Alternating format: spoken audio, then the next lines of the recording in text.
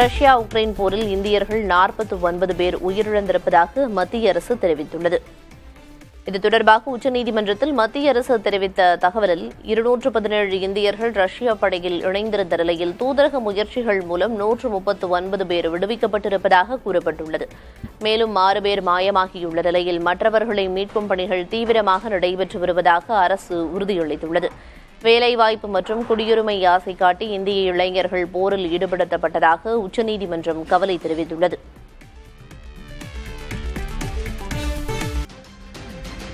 கடந்த 3 நாட்களாக சென்னையில் வெயில் சுட்டெரித்து வந்த நிலையில் இன்று காலை முதல் வானம் இருண்டு மேகமூட்டத்தோடு காணப்படுகிறது. வெயிலின் தாக்கம் நாளுக்கு நாள் அதிகரித்து வந்த நிலையில் திடீரென்று குளிர்ந்த வானிலை நிலவியதால் பொதுமக்கள் வாகன ஓட்டிகள் ஆஸ்பாசம் அடைந்தனர். வானம் ஓரளவு மேகமூட்டத்துடன் காணப்படும். மாலை அல்லது இரவு நேரங்களில் இடி மின்னலோடு கூடிய லேசானது முதல் மிதமான மழை பெய்ய வாய்ப்புள்ளது என்று சென்னை வானிலை ஆய்வு மையம் தெரிவித்துள்ளது.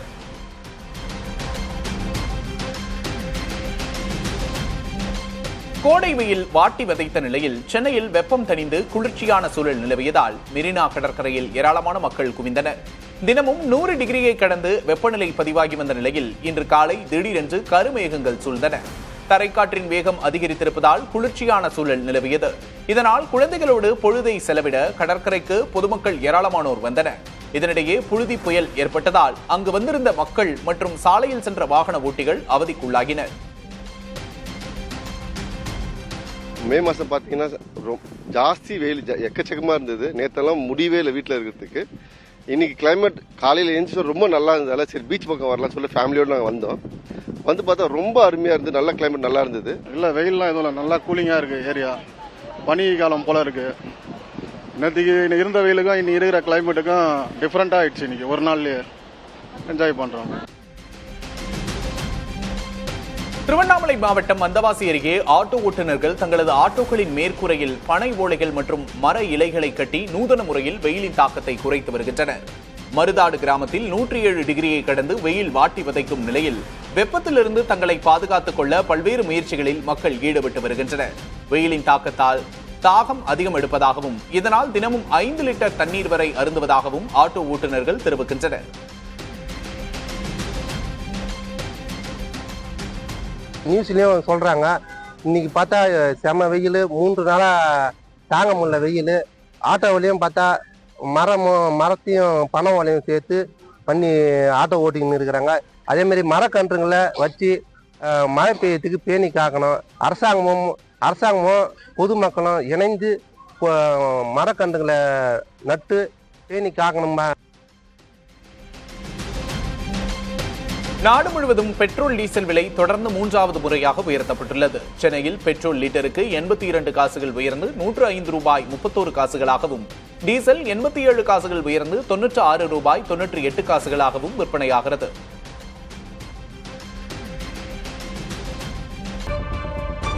கோவை மாவட்டம் கண்ணம்பாளையத்தில் காணாமல் போன 10 வயது பள்ளி மாணவி சடலமாக மீட்கப்பட்ட விவகாரத்தில் குற்றவாளிகளை கைது செய்ய வலியுறுத்தி உறவினர்கள் சாலை மறியலில் ஈடுபட்டனர்.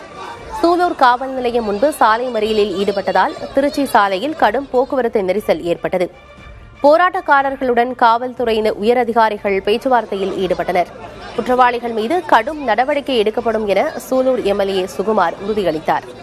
எனினும் அவர்கள் மறியலை கைவிட மறுத்து இரவு முழுவதும் போராட்டத்தில் ஈடுபட்டனர்.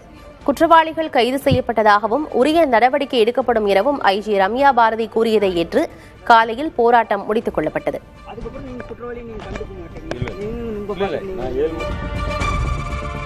கோவையில் காணாமல் போன 10 வயது சிறுமி சடலமாக மீட்கப்பட்ட விவகாரத்திற்கு பாஜக முன்னாள் மாநில தலைவர் அண்ணாமலை கண்டனம் தெரிவித்துள்ளார். கடந்த திமுக ஆட்சியைப் போலவே தற்போதும் பெண்கள் மற்றும் குழந்தைகளுக்கு பாதுகாப்பற்ற சூழல் தொடர்வதாக அவர் விமர்சித்தார்.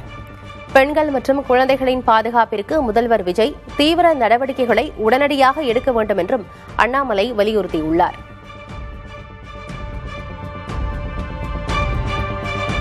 பெண்கள் பாதுகாப்பில் சினிமாவை போல நடிக்காமல் உண்மையான நடவடிக்கை எடுக்க வேண்டும் என தாவேகா அரசை முன்னாள் அமைச்சர் அனிதா ராதாகிருஷ்ணன் வலியுறுத்தினார்.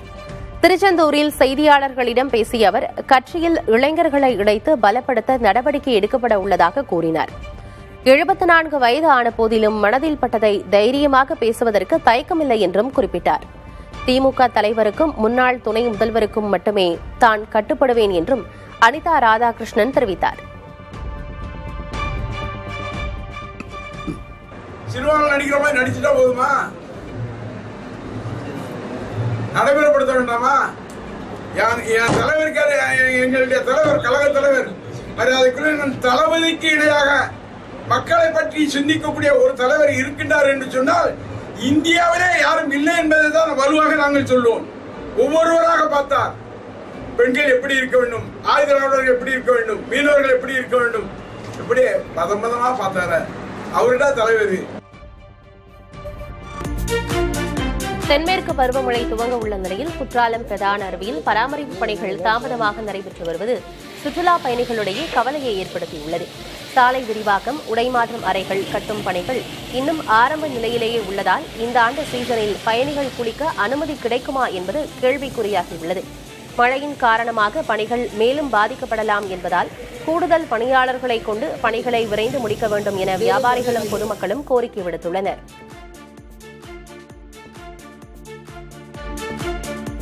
சிவகங்கை மாவட்டம் திருப்பத்தூர் மற்றும் அதன் சுற்றுவட்டார பகுதிகளில் இடி மின்னலுடன் கனமழை பெய்தது.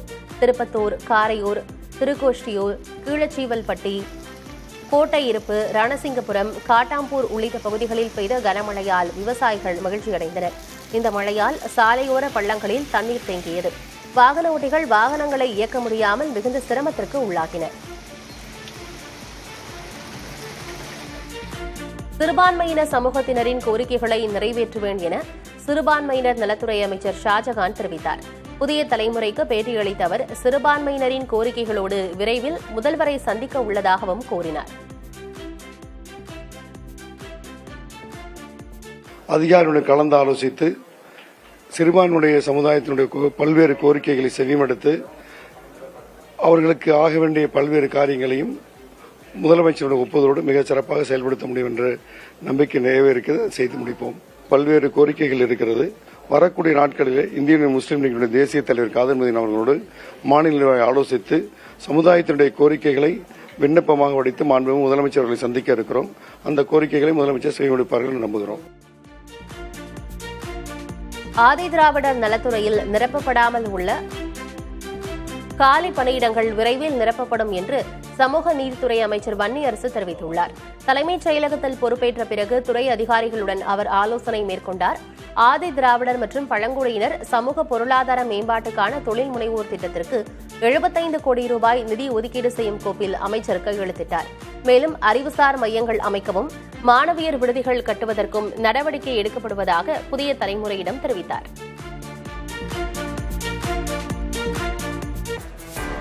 நாகை மாவட்டம் வேதாரண்யம் அருகே உள்ள கோடியக்கரை வன உயிரின சரணாலயத்தில் மத்திய வனத்துறை அகாடமியைச் சேர்ந்த 65 வன அலுவலர்களுக்கு தொழில்நுட்ப கள பயிற்சி அளிக்கப்பட்டது. கோயம்புத்தூர் மத்திய வனத்துறை அகாடமியில் பயிற்சி பெற்று வரும் குஜராத், ஆந்திரா, தமிழ்நாடு, மேகாலயா உள்ளிட்ட 9 மாநிலங்களைச் சேர்ந்த வன அலுவலர்கள் இந்த ஆய்வில் பங்கேற்றனர். இதில் கோடியக்கரைக்கு வலசை வரும் பறவைகளுக்கு வளையமிடுதல் மற்றும் பறவைகள் கணக்கெடுப்பு குறித்து மும்பை பறவை ஆராய்ச்சியாளர் பாலச்சந்திரன் செயல் விளக்கத்துடன் கூடிய பயிற்சி அளித்தார்.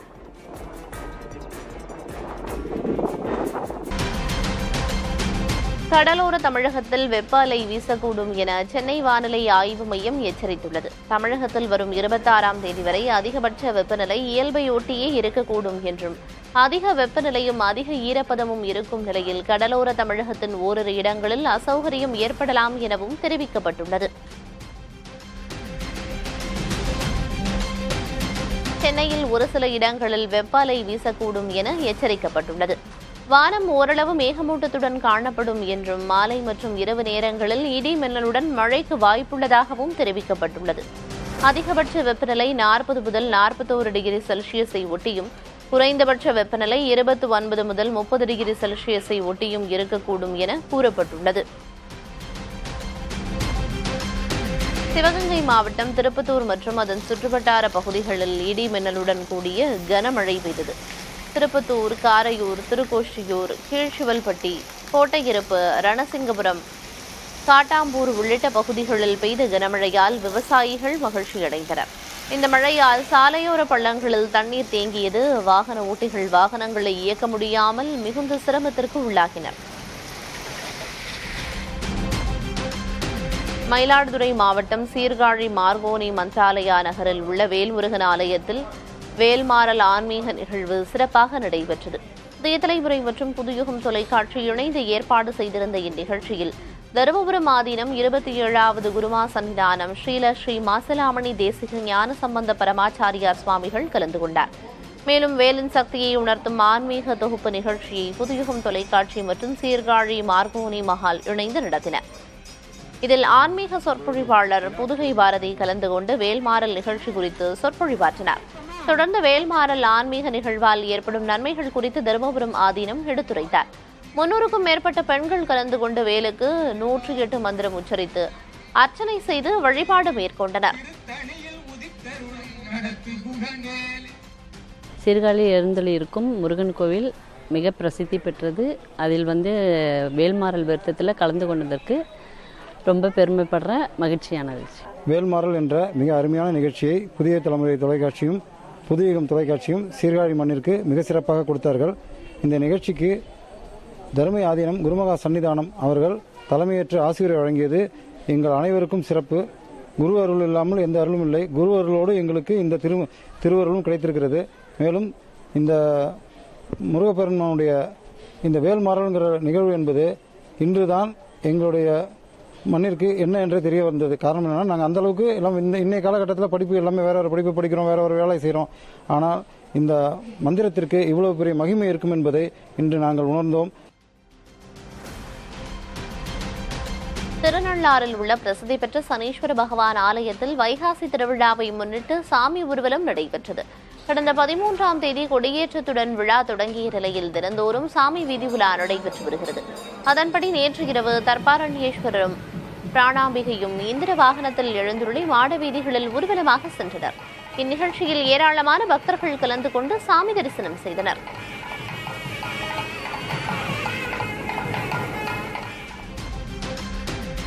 சட்டம் ஒழுங்கை நிலைநாட்ட பல்வேறு மாவட்டங்களில் காவல்துறையினர் தனிப்படைகளை அமைத்து கைது நடவடிக்கையை மேற்கொண்டனர்.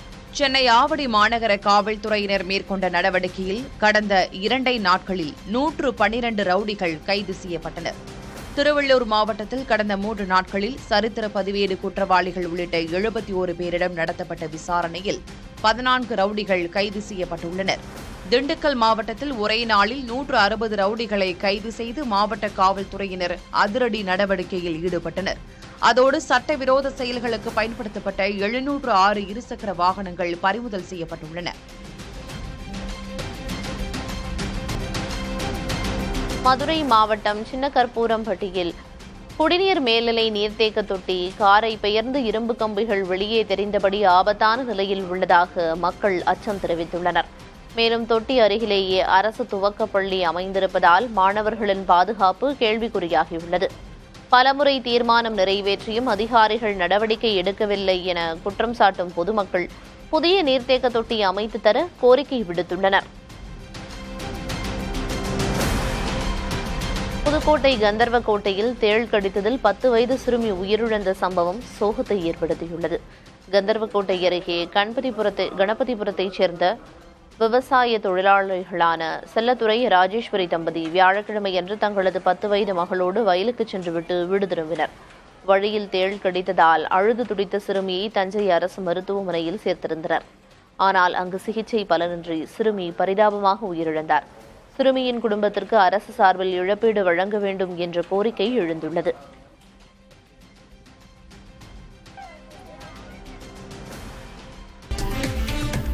மத்திய பிரதேச போட்சாலா வளாகம் சரஸ்வதி தேவிக்கு அர்ப்பணிக்கப்பட்ட கோயில் என்று உயர்நீதிமன்றம் அளித்த தீர்ப்பை எதிர்த்து முஸ்லிம் தரப்பு மேல்முறையீடு செய்துள்ளது. மசூதியின் பராமரிப்பாளரான காஜி மொய்னுதீன் இந்தூர் உயர்நீதிமன்ற கிளையின் மே 15ஆம் தேதி தீர்ப்புக்கு எதிராக இந்த மனுவை தாக்கல் செய்துள்ளார். வெள்ளிக்கிழமை தொழுகைக்கு தடை விதித்த உத்தரவை ரத்து செய்ய வேண்டும் என மனுவில் அவர் கோரிக்கை விதித்துள்ளார். தார் பகுதியில் உள்ள 11ஆம் நூற்றாண்டு கட்டமைப்பான இதில் இந்துக்கள் மற்றும் இஸ்லாமியர்கள் இருதரப்பும் உரிமை கோரி வருகின்றனர். நீட் தேர்வு இயற்பியல் வினாத்தாள் கசிவு வழக்கில் மகாராஷ்டிர மாநிலம் புனேவைச் சேர்ந்த மனிஷா சஞ்சய் ஹவல்தார் என்பவரை சிபிஐ கைது செய்திருக்கிறது. ஏற்கனவே புனேவைச் சேர்ந்த தாவரவியல் மற்றும் வேதியியல் பேராசிரியர்கள் 2 கைது செய்யப்பட்ட நிலையில் மகாராஷ்டிரா, ராஜஸ்தான், ஹரியானா மாநிலங்களில் முக்கிய புள்ளிகள் சிக்கியுள்ளனர். இது தொடர்பாக சிபிஐ விசாரணை தீவிரப்படுத்தப்பட்டுள்ளது. இந்த நிலையில் புனேவைச் சேர்ந்த பள்ளி ஆசிரியையான மனிஷா கைது செய்திருப்பதாக சிபிஐ தெரிவித்துள்ளது. 2020 டெல்லி கலவர வழக்கில் குற்றம் சாட்டப்பட்ட அப்துல் காலித் சைஃபி, தஸ்லீம் அகமது ஆகிய 2 உச்சநீதிமன்றம் இடைக்கால பிணை வழங்கியுள்ளது. நீதிபதிகள் அரவிந்த்குமார், PB வரலே ஆகியோர் அடங்கிய அமர்வு இந்த உத்தரவை பிறப்பித்தது. முன்னதாக இதே வழக்கில் கைது செய்யப்பட்டுள்ள உமர் காலித் மற்றும் ஷர்ஜீல் இமாம்க்கு பிணை வழங்க இந்த அமர்வு மறுத்திருந்தது. அந்த தீர்ப்பை நீதிபதிகள் BV நாகரத்னா மற்றும் உஜல் புயான் அமர்வு விமர்சித்திருந்தது. இதற்கு பதிலளித்த நீதிபதிகள், குற்றத்தில் அவர்களின் பங்களிப்பை கணக்கில் கொண்டுதான் உமர் காலித், ஷர்ஜீல் இமாமுக்கு பிணை வழங்கப்படவில்லை என்று கூறினர். பயங்கரவாதத்துக்கு எதிரான கடுமையான உபா சட்டத்தின் கீழ் கைது செய்யப்பட்டவர்களுக்கு பிணை வழங்குவதற்கான சட்ட வரையறைகளை மறு ஆய்வு செய்ய இந்த விவகாரத்தை பெரிய அமர்வின் விசாரணைக்கு பரிந்துரைக்கப்பட்டுள்ளது.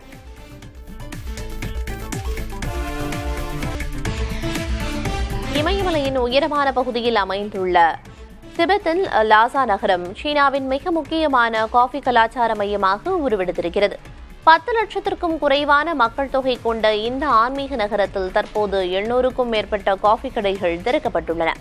இங்கு பாரம்பரிய யாக் பாலாடை கட்டியை எக்ஸ்பிரஸோ காஃபியுடன் கலந்து புதுமையான முறையில் வழங்குகின்றனர். லாசாவின் பொருளாதார வளர்ச்சி மற்றும் உள்ளூர் இளைஞர்களின் தொழில் முனைவோர் ஆர்வம் காரணமாக இந்த தொழில் அங்கு அதிவேகமாக வளர்ந்து வருகிறது. துருக்கியின் பிரதான எதிர்க்கட்சியான குடியரசு மக்கள் கட்சியின் தலைவராக ஓஸ்கூர் ஒசேல் தேர்வான 2023ஆம் ஆண்டு உட்கட்சி தேர்தலை அந்நாட்டு மேல்முறையீட்டு நீதிமன்றம் ரத்து செய்துள்ளது.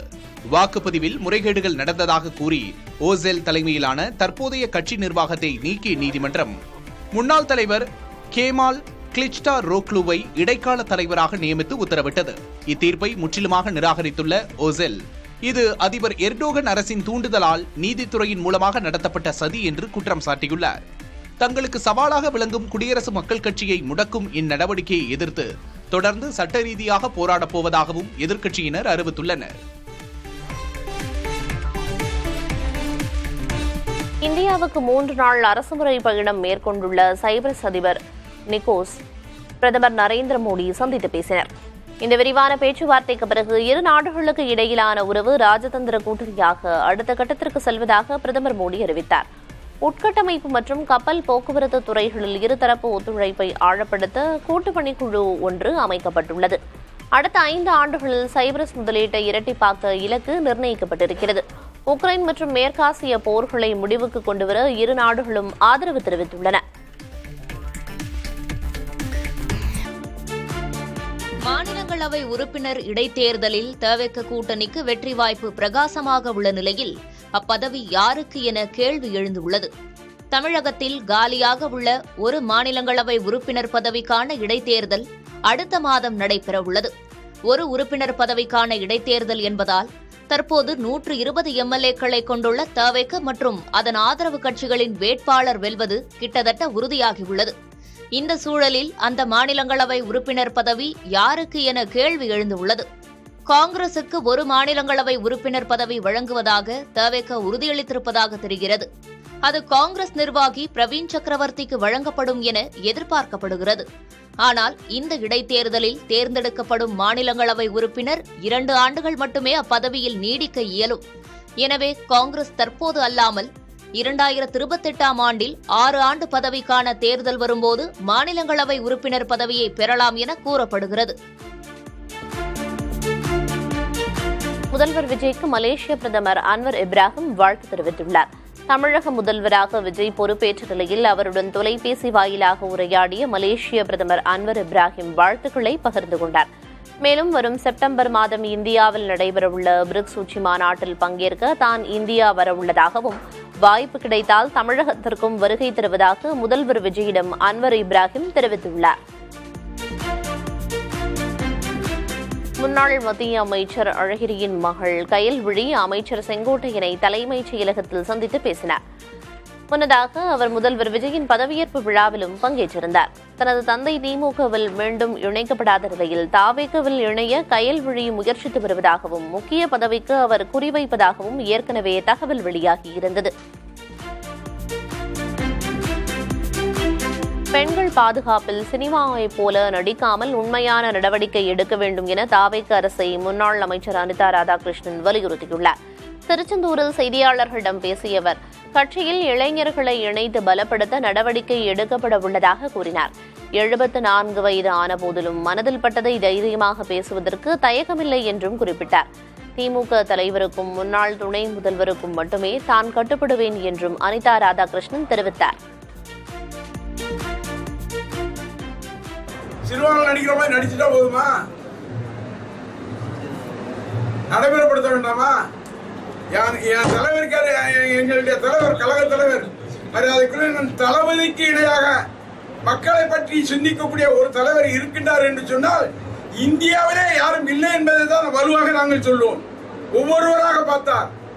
பெண்கள் எப்படி இருக்க வேண்டும், ஆயுதங்கள் எப்படி இருக்க வேண்டும், மீனவர்கள் எப்படி இருக்க வேண்டும், இப்படி பதமா பார்த்தாரு.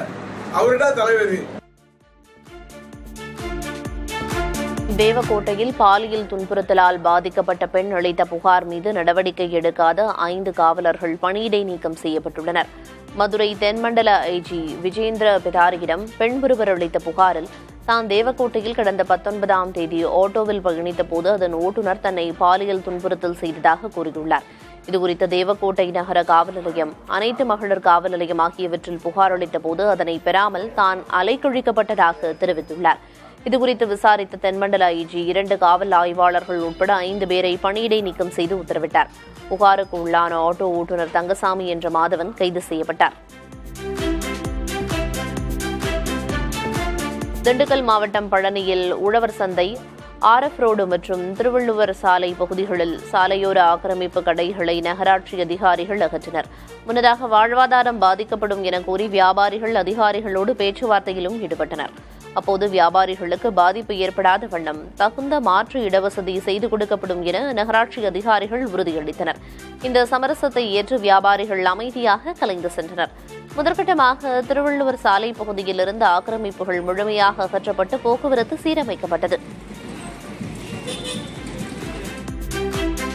ராமநாதபுரம் மாவட்டம் முதுகுளத்தூர் அருகே டாஸ்மாக் மதுபான கடையை மூட வலியுறுத்தி கடையை முற்றுகையிட்டு பெண்கள் உட்பட பொதுமக்கள் போராட்டம் நடத்தினர். திருவரங்கம் கிராமத்தில் பள்ளி அருகே செயல்பட்டு வரும் டாஸ்மாக் கடையை மூட உத்தரவிடப்பட்டிருந்தது. எனினும் மூடப்படாததால் கிராம மக்கள் டாஸ்மாக் கடையை முற்றுகையிட்டனர். காவல்துறையினர் டாஸ்மாக் நிர்வாகத்தினர் பேச்சுவார்த்தை நடத்தியதைத் தொடர்ந்து போராட்டம் கைவிடப்பட்டது.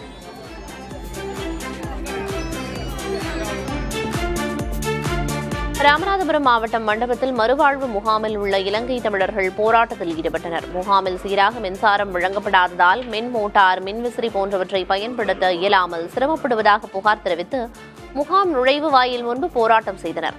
அதிகாரிகள், காவல்துறையினர் பேச்சுவார்த்தை நடத்தியதைத் தொடர்ந்து போராட்டம் கைவிடப்பட்டது.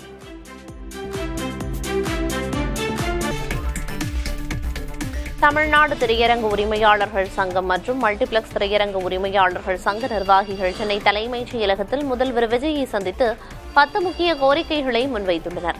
திரையரங்குகளில் டிக்கெட் கட்டணத்தை அதிகபட்சம் 250 ரூபாயாக நிர்ணயித்து படங்களுக்கு ஏற்ப மாற்றியமைத்துக் கொள்ளும் வசதியை அனுமதிக்க வேண்டும் என்று கோரியுள்ளனர்.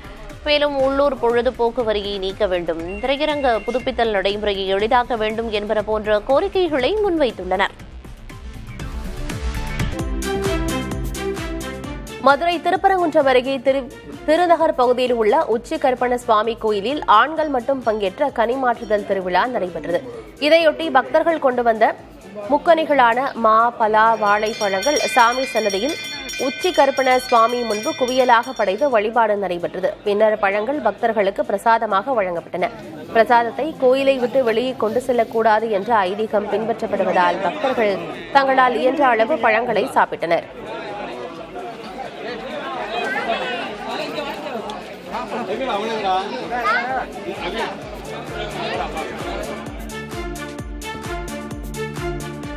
தமிழ்தாய் வாழ்த்துக்கு முதலிடம் வழங்க வேண்டும் என்று தேமுதிக பொதுச் செயலரும் எம்எல்ஏயுமான பிரேமலதா விஜயகாந்த் வலியுறுத்தினார். விருத்தாச்சலத்தில் நடைபெற்ற ஆய்வின் போது அவர் இந்த கருத்தை தெரிவித்தார். விருத்தாச்சலம் பேருந்து நிலையத்தில் பாதுகாப்பற்ற நிலையில் இருந்த மனநலம் பாதிக்கப்பட்ட பெண்ணுக்கு உதவி செய்ய அதிகாரிகளுக்கு அறிவுறுத்தியதோடு அவரது செலவிற்காக பணமும் வழங்கினார். நெல் சேமிப்பு கூடத்தில் மழையில் நனைந்து சேதமடைந்த நெல் மூட்டைகளை பார்வையிட்ட அவர் பாதுகாப்பான கிடங்குகளில் நெல்லை சேமிக்க அறிவுறுத்தினார். ரேஷன் கடையில் எடை குறைவு புகாரை தொடர்ந்து பொருட்களை சரிபார்த்த பிரேமலதா விஜயகாந்த் பிறகு விவசாயிகளுடன் ஆலோசனை மேற்கொண்டார்.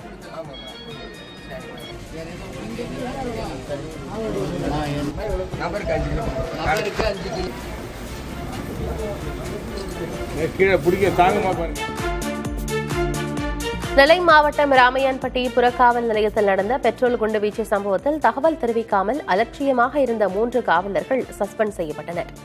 தாக்குதலின் போது பணியில் இருந்த காவலர்கள் சுடலைக்கண்ணு, ஆனந்த பாண்டி மற்றும் தாக்குதல் குறித்து அறியாத உளவு பிரிவு காவலர் அந்தோணி ஆகிய 3 ஆயுதப்படைக்கு மாற்றப்பட்டனர். வாகன சோதனையின் போது உதவி ஆய்வாளர் சாவியை பறிமுதல் செய்ததால் சிறார்கள் ஆத்திரமடைந்து இந்த தாக்குதலை நடத்தியதாக கூறப்படுகிறது.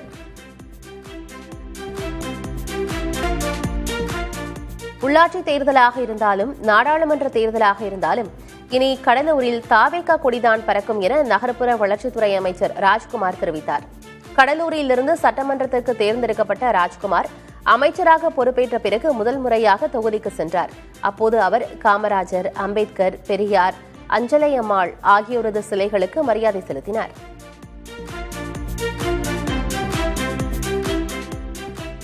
அறநிலையத்துறையின் உயர் அலுவலர்கள் முதல் கடைநிலை பணியாளர்கள் வரை சேவை மனப்பான்மையுடன் பணியாற்ற வேண்டும் என அத்துறையின் அமைச்சர் ரமேஷ் அறிவுறுத்தியுள்ளார். அறநிலையத்துறையின் திட்டங்கள் மற்றும் செயல்பாடுகள் குறித்த ஆய்வுக் கூட்டம் அமைச்சர் ரமேஷ் தலைமையில் சென்னையில் நடைபெற்றது.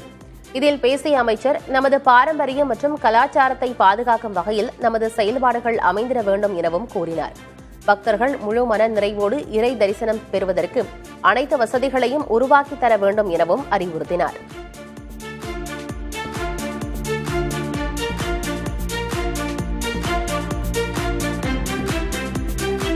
சென்னை மாநகராட்சி மண்டலக்குழு கூட்டத்தில் தாவேகாவினர் அதிகாரிகளுக்கு அறிவுறுத்தல் வழங்கியது சர்ச்சையை ஏற்படுத்தியுள்ளது.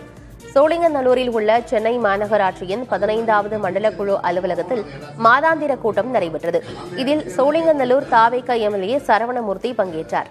அரசியல் கட்சியினர் பங்கேற்க அனுமதி இல்லாத இக்கூட்டத்தில் எம்எல்ஏவோடு பங்கேற்ற தாவேகாவினர் அங்கு நடப்பதை வீடியோ பதிவு செய்தனர். அதேபோல அதிகாரிகளுக்கு அறிவுரையும் வழங்கினர். இது தற்போது விமர்சனத்திற்கு உள்ளாகியுள்ளது.